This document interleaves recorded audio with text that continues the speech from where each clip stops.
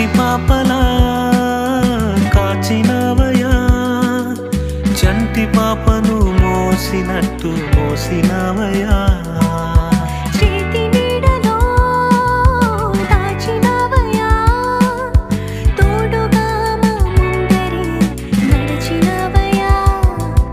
పోషించినవయా